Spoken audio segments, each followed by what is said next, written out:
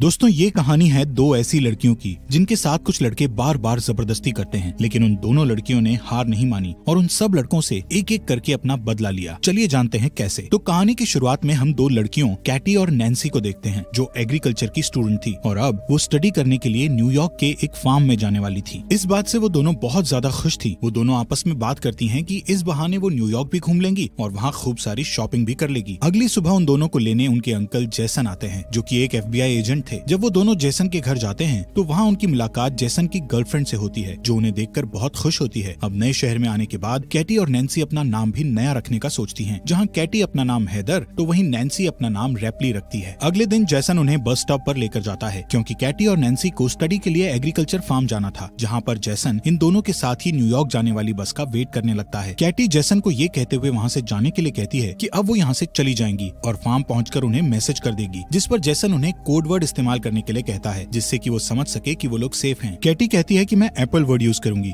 लेकिन जैसन कहता है कि तुम्हें हर बार अलग अल्फाबेट वर्ड का यूज करना है ताकि कोई तुम्हारे कोड वर्ड को ना समझ सके। यहाँ पर रोड से गुजर रहे दो लड़के कैटी और नैन्सी को देखते हैं। जैसन के यहाँ से जाने के बाद कैटी और नैन्सी एक रेस्टोरेंट में कॉफी पीने जाते हैं, जहाँ पर वो लड़के भी आ जाते हैं जो उन्हें कुछ देर पहले देख कर गए थे। इनका नाम जेड और ल्यूकस था। वो दोनों कैटी और नैन्सी से बातचीत करने लगते हैं। यहाँ पर कैटी और नैन्सी उनको अपना नाम हैदर और रैपली बताती है। कैटी उन्हें बताती है कि हम न्यूयॉर्क के एग्रीकल्चर फार्म में स्टडी के लिए जा रही हैं, जिस पर जेड उन्हें कहता है कि हम भी उधर ही जा रहे हैं, अगर तुम आना चाहो तो आ सकती हो, हम तुम्हें फार्म तक छोड़ देंगे। लेकिन कैटी उन्हें उनके साथ जाने से मना कर देती है और जब जेड और ल्यूकस वहाँ से जाने ही वाले होते हैं तो नैन्सी कैटी को उनके साथ जाने के लिए मना लेती है और वो दोनों उनके साथ चली जाती है। यहाँ से वो दोनों कैटी और नैन्सी को फार्म न ले जाकर अपने घर ले जाते हैं जो कि एक जंगल के एकदम पास था। ये देखकर कैटी और नैन्सी थोड़ा घबरा जाती है और उन्हें तुरंत फार्म जाने के लिए कहती है। तभी घर से जेड और ल्यूकस की मॉम आती है जो उन्हें बड़े ही प्यार से चाय पीने के लिए कहती है और उन्हें बताती है कि इसके बाद जेड और ल्यूकस तुम्हें फार्म छोड़ देंगे। अब जब वो दोनों चाय पी रही थी तभी कैटी के पास उनके अंकल जेसन का मैसेज आता है, जिस पर कैटी उन्हें कोड वर्ड एप्पल लिखकर रिप्लाई कर देती है, जिससे जेसन समझता है कि वो दोनों सेफली फार्म पहुंच चुकी हैं। वहीं इधर ल्यूकस की मॉम उनको कुछ खाने के लिए देती हैं, जिसे खाते ही कैटी और नैन्सी को नशा चढ़ने लगता है क्योंकि उस खाने में ड्रग्स मिला हुआ था, जिससे वो दोनों समझ जाती है कि उनके साथ कुछ गलत किया जा रहा है। इसलिए वो दोनों वहाँ से भागने की कोशिश करती है, लेकिन थोड़ी दूर जाकर वो बेहोश होकर नीचे गिर जाती है, जिसके बाद जेड और ल्यूकस उन्हें उठाकर वापस अपने घर में ले जाते हैं। अगले दिन जब उन्हें होश आता है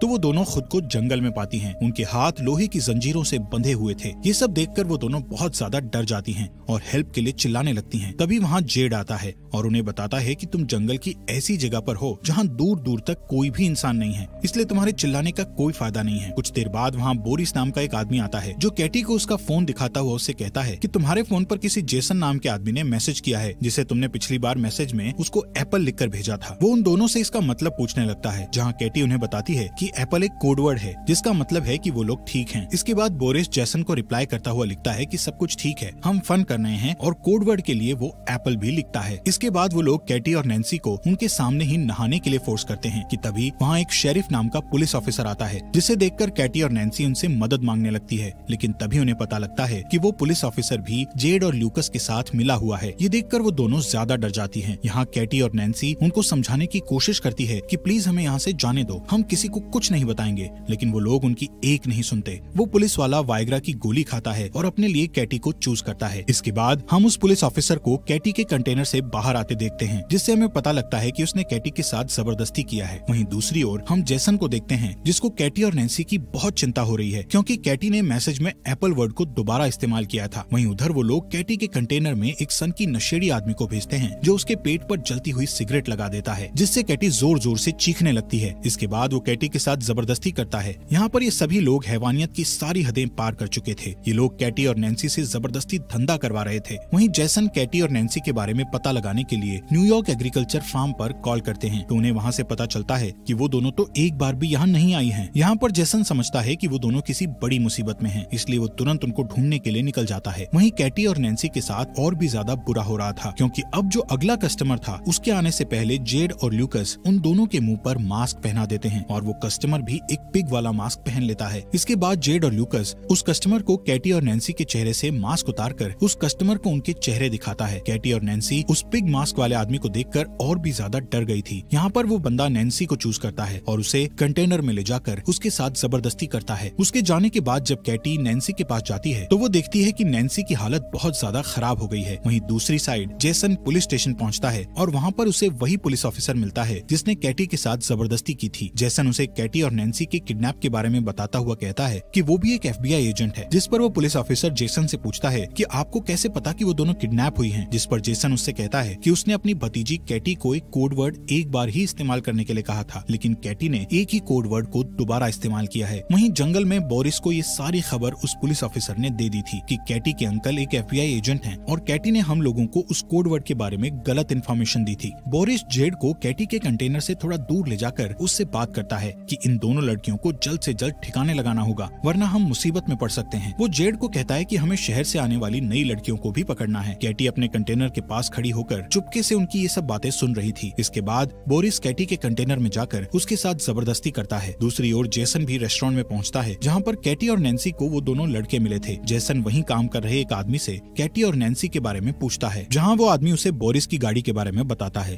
अगले दिन कैटी नैन्सी को बताती है कि वो लोग उन्हें मारने की प्लानिंग कर रहे हैं। तभी वहाँ जेड और बोरिस उसी नशेड़ी आदमी को अपने साथ लाते हैं जिसने कैटी के साथ जबरदस्ती की थी। वो उस नशेड़ी आदमी को कहते हैं कि हम दोनों जल्दी ही वापस आते हैं, तब तक तुम इन दोनों पर नजर रखना कि कहीं ये यहाँ से भाग न जाएं। उनके वहाँ से जाते ही कैटी उस नशेड़ी को अपनी ओर अट्रैक्ट करती है और उसे अपने साथ इंटीमेट होने के लिए उकसाती है। अब जैसे ही कैटी उस नशेड़ी के करीब जाती है तो कैटी उसके गले पर जोर से काट लेती है, जिससे उसके गले से खून निकलने लगता है और वहीं पर उस नशेड़ी की मौत हो जाती है। इसके बाद वो दोनों अपनी हथकड़ियाँ खोलकर वहाँ पर छुप जाती हैं और जब वो पुलिस वाला वहाँ पहुँचता है तो वो दोनों चुपके से उसकी गाड़ी लेकर वहाँ से निकल जाती हैं। यहाँ से वो दोनों एक मॉल में जाकर बहुत सारा अजीब सा सामान खरीदती है, जैसे हथौड़े, बहुत सारी कीलें, टेनिस बॉल और बहुत खतरनाक हथियार। इसके बाद वो मॉल के कैशियर के पास जाकर उससे बोरिस के घर का एड्रेस पूछती हैं, जिस पर वो उन्हें बोरिस के घर का एड्रेस बता देता है। वहीं जेसन बोरिस की कार इंश्योरेंस कंपनी में पहुंचता है और वहाँ पर उसे बोरिस के घर का पता मिल जाता है। यहाँ बोरिस अपने घर पर म्यूजिक लगाकर एंजॉय कर रहा था कि तभी वहाँ कैटी और नैन्सी आती हैं और टेनिस बॉल पर बहुत सारी कीलें लगाकर उसके मुंह पर मारती हैं, जिससे वो बेहोश हो जाता है और जैसे ही उसे होश आता है तो वो खुद को टेबल से बंधा पाता है। बोरिस उन्हें खुद को छोड़ने के लिए बहुत सारे पैसों का लालच देता है, लेकिन कैटी और नैन्सी को तो सिर्फ अपना बदला चाहिए था। यहाँ उनके अंकल जेसन भी बोरिस के घर के बाहर पहुँच गए थे। वहीं घर के अंदर कैटी और नैन्सी बोरिस से उस मास्क वाले आदमी का एड्रेस पूछती हैं, जिस पर बोरिस उन्हें उसका एड्रेस बता देता है। इसके बाद वो दोनों उसके पिछवाड़े में कीलों से भरा हुआ एक बेसबॉल घुसा देती हैं। बोरिस के चिल्लाने की आवाज सुनकर जेसन जल्दी से घर के अंदर जाता है, जहाँ पर जेसन को बोरिस मरा हुआ दिखता है। तभी उसे घर के पीछे गाड़ी की आवाज सुनाई देती है और जब तक वो बाहर जाता है तब तक कैटी और नैन्सी गाड़ी लेकर निकल चुकी थी। जेसन जल्दी से वापस पुलिस स्टेशन जाता है और उस पुलिसमैन से दोबारा कैटी और नैन्सी के बारे में पूछने लगता है। तभी जेसन कैटी को कॉल लगाता है तो उसे पता लगता है कि कैटी का फोन उस पुलिसमैन के पास ही है। अब इससे पहले कि जेसन कुछ कर पाता, पुलिसमैन उसके पीछे गन पॉइंट करके खड़ा हो जाता है। दूसरी ओर कैटी और नैन्सी एक चर्च में पहुंच जाते हैं, जहां हमें पता चलता है कि वो पिग मास्क वाला आदमी कोई और नहीं बल्कि इस चर्च का फादर है। इसके बाद नैन्सी एक बेसबॉल बैट लेकर वहां उसके पास पहुंचती है तो वो नैन्सी को एकदम से पहचान लेता है और तभी कैटी पीछे से उस पर बेसबॉल से अटैक करके उसे बेहोश कर देती है। वो दोनों उसे गाड़ी के पीछे बांधकर घसीटते हुए टाउन में लेकर आती हैं और वहाँ एक दुकान से माचिस और पेट्रोल खरीदकर उस पर पेट्रोल छिड़क कर उसे जिंदा ही जलाकर मार डालती हैं। वहीं जेसन को उस पुलिस वाले ने कैद कर रखा था। कुछ देर बाद वो दो नई लड़कियों को किडनैप करके वहाँ लाता है और जब वो उन लड़कियों के साथ जबरदस्ती करने लगता है तभी पीछे चुपके से कैटी और नैन्सी वहाँ आकर बेसबॉल से उसके सर पर अटैक करके उसे बेहोश कर देती हैं। जब उसे होश आता है तो वो खुद को कुर्सी से बंधा हुआ पाता है और उन दोनों से माफी मांगने लगता है। तभी कैटी गन में सिर्फ एक बुलेट डालकर उसे डराती है और वो दोनों बारी बारी से उस पर गन से शूट करने लगती है, लेकिन वो सभी शूट में बच जाता है, जिससे वो थोड़ा मुस्कुराता है। लेकिन अगले ही सेकंड में कैटी उसे फाइनल शूट करके जान से मार देती है। इसके बाद कैटी और नैन्सी वहाँ मौजूद दोनों लड़कियों को पूरी तरह से फ्री करके उन्हें जेसन को खोलने के लिए कहती है और खुद वहाँ से चली जाती हैं। वो लड़कियाँ जेसन की रस्सी खोलकर उसे बताती हैं कि उन लड़कियों ने हमें ऐसा करने को कहा। यहाँ पर जेसन को पूरी बात समझ आ जाती है कि वो दोनों लड़कियाँ कोई और नहीं बल्कि कैटी और नैन्सी ही हैं। वहीं हम जेड और ल्यूकस की मॉम को देखते हैं जो इस समय ड्रिंक कर रही थी। तभी उसे अजीब सा नशा होने लगता है, जिससे वो वहीं पर गिरकर बेहोश हो जाती है। इसके बाद जब उसे होश आता है तो वहाँ कैटी और नैन्सी ने उसको बेसमेंट में कुर्सी से बांध रखा होता है। उन दोनों ने जेड को भी उसके बिल्कुल सामने